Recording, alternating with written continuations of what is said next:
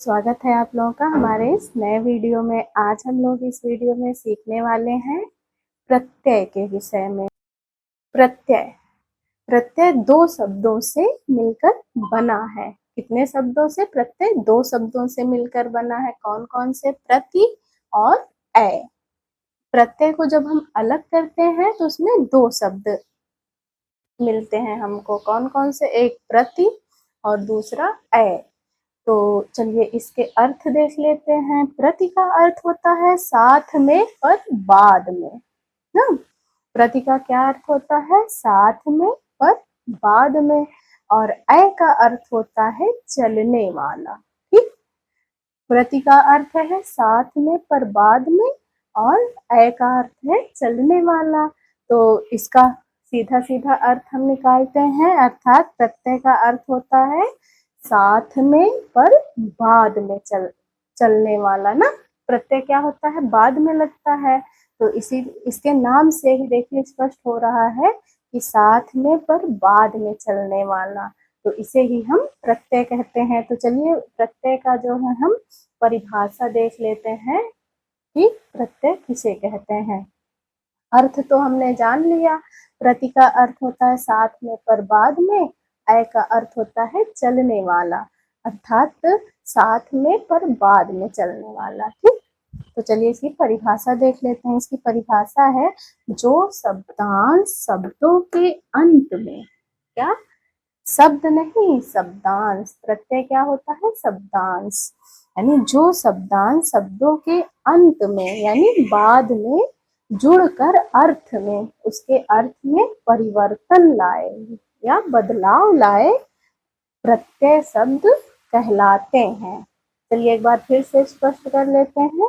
जो शब्दांश शब्दों के अंत में जुड़कर अर्थ में परिवर्तन लाए उन्हें ही प्रत्यय शब्द कहते हैं। ठीक, यानी कि ऐसे शब्दांश जो शब्दों के अंत में जुड़कर यानी बाद में जुड़कर उसके अर्थ में परिवर्तन ला दे उन्हें ही प्रत्यय कहते हैं। ठीक, अब प्रत्यय के बारे में एक बात और जान लेते हैं कि प्रत्यय उपसर्गों की ही तरह, जो उपसर्ग होता है प्रत्यय उसी के जैसा होता है। उपसर्ग शब्दों में आगे की तरफ लगता है, लेकिन प्रत्यय जो है पीछे की तरफ, शब्दों में पीछे की तरफ लगता है। तो उपसर्गों की ही तरह अविकारी शब्दांश होते हैं, यानी अविकारी यानी जिनमें कोई विकार उत्पन्न ना हो। ऐसे शब्द जिनमें कोई विकार, देखिए उपसर्ग में भी आगे की तरफ उपसर्ग लगते हैं लेकिन उसमें कोई विकार नहीं रहता ना, विकार नहीं हो सकता उसमें। उसी प्रकार से प्रत्यय में भी कोई विकार उत्पन्न नहीं होता, उसको तोड़ा नहीं जा सकता। तो वो अविकारी शब्दांश होते हैं। ठीक, जो शब्दों के बाद में जोड़े जाते हैं यानी अंत में जोड़े जाते हैं। क्या? प्रत्यय शब्दों के बाद में या अंत में जोड़े जाते हैं और इनको तोड़ा नहीं जा सकता। ये अविकारी शब्द होते हैं। ठीक, इतना समझ में आ गया। तो ये हो गया हमारा प्रत्यय।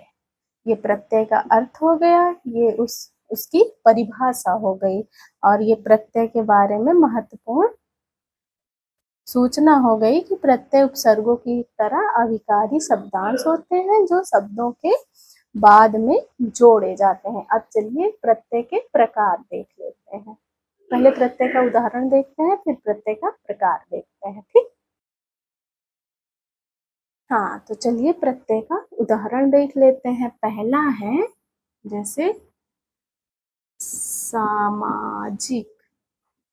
सामाजिक शब्द है तो इसका प्रत्यय कैसे होगा? इसका प्रत्यय होगा समाज प्लस इक ना। तो ये जो इक है यही जो है प्रत्यय है। ये इक जो है समाज शब्द में ये इक प्रत्यय लगा है तो मिला के इसको क्या हो जाएगा? सामाजिक। ठीक, पहला हो गया सामाजिक। दूसरा देख लेते हैं। दूसरा है संबंधित। संबंधित का प्रत्यय क्या होगा? संबंध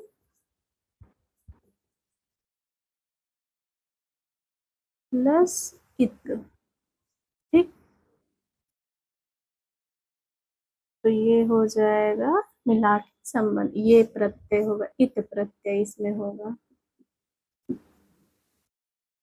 ये देखिए सामाजिक में कौन सा प्रत्यय है, इक प्रत्यय है। ठीक, समाज में जब इक प्रत्यय लगेगा तो क्या हो जाएगा, सामाजिक।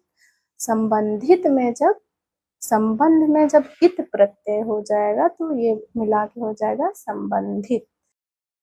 प्रत्यय के दो प्रकार होते हैं, यानी प्रत्यय दो प्रकार के होते हैं। कौन कौन से, पहला है कृत प्रत्यय और दूसरा है तद्धित प्रत्यय। तद्धित प्रत्यय ना, कृत प्रत्यय और तद्धित प्रत्यय। तो चलिए कृत प्रत्यय के विषय में जान लेते हैं। तो चलिए पहला देखते हैं कृत प्रत्यय। कृत प्रत्यय जो प्रत्यय क्रिया के मूल रूप से जुड़ते हैं उन्हें कृत या कृदंत प्रत्यय कहते हैं। किससे, क्रिया के मूल रूप से, जैसे खाना पीना, चलना, लिखना, बैठना, उठना ना, इनसे जो प्रत्यय जुड़े उन्हें जो है कृदंत या कृत प्रत्यय कहते हैं। जैसे उदाहरण में देखिए, जैसे पहला उदाहरण हम देख लेते हैं, लिखावट। अब लिखावट में वट प्रत्यय है, आवट प्रत्यय है, आवट प्रत्यय, आवट प्रत्यय ना। तो इसमें से लिखना अलग कर देंगे, इसका मूल रूप होगा लिखना, लिखना ना, लिखना। तो इसका जो है मूल रूप, क्रिया का मूल रूप क्या होगा लिखावट का, लिखना। और लिखना में आवट जोड़ देंगे तो लिखावट हो जाएगा। ठीक, दूसरा है धुलाई में आई प्रत्यय है ना, ये भी धुलना का है। इसका मूल रूप क्या हो जाएगा, धुलना ना। तो उसी प्रकार से तीसरा है बुनाई। बुनाई में भी आई प्रत्यय है, इसका मूल रूप हो जाएगा बुनना। देखिए ये जो है लिखावट में आवट प्रत्यय है और इसका लिखावट का मूल रूप क्या है, लिखना। मूल रूप से जुड़ा है ना आवट प्रत्यय, तो यहाँ पे कृदंत या कृत प्रत्यय होगा, क्रिया के मूल रूप से जुड़ा हुआ है ना। उसी प्रकार से धुलना, धुलाई में आई है, तो इसमें भी मूल क्रिया का मूल रूप क्या है, धुलना। उसमें आई प्रत्यय जोड़ दिए तो धुलाई हो जाएगा ना। उसी प्रकार से बुनाई, यानी मूल इसका क्या है, क्रिया का मूल रूप बुनना। बुनना में आई प्रत्यय जोड़ देंगे तो बुनाई हो जाएगा। इस प्रकार से क्रिया के मूल रूप से जो प्रत्यय जुड़े उन्हें कृत या कृदंत प्रत्यय कहते हैं। ठीक, इतना समझ में आ गया। चलिए अगला प्रत्यय देख लेते हैं। हाँ, तो चलिए दूसरा प्रत्यय देख लेते हैं। दूसरा प्रत्यय है हमारा तद्धित प्रत्यय। तद्धित प्रत्यय किसे कहते हैं, वे प्रत्यय जो संज्ञा, सर्वनाम, विशेषण और अव्यय के साथ उनके अंत में जुड़े हो उन्हें तद्धित अव्यय कहते हैं। यानी संज्ञा, सर्वनाम और विशेषण या अव्यय के अंत में जो प्रत्यय जुड़े उन्हीं को जो है तद्धित प्रत्यय कहते हैं।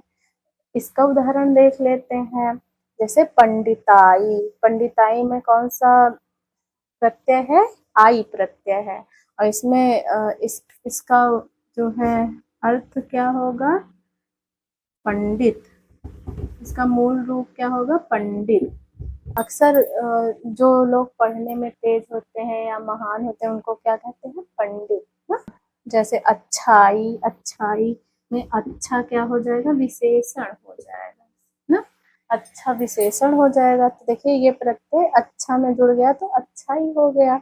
उसी प्रकार से बुराई, ये भी बुरा क्या है, विशेषण हो गया ना। बुरा क्या हो गया, विशेषण हो गया। तो ये सब देखिए बुराई में आई प्रत्यय जुड़ गया तो क्या बन गया, बुराई।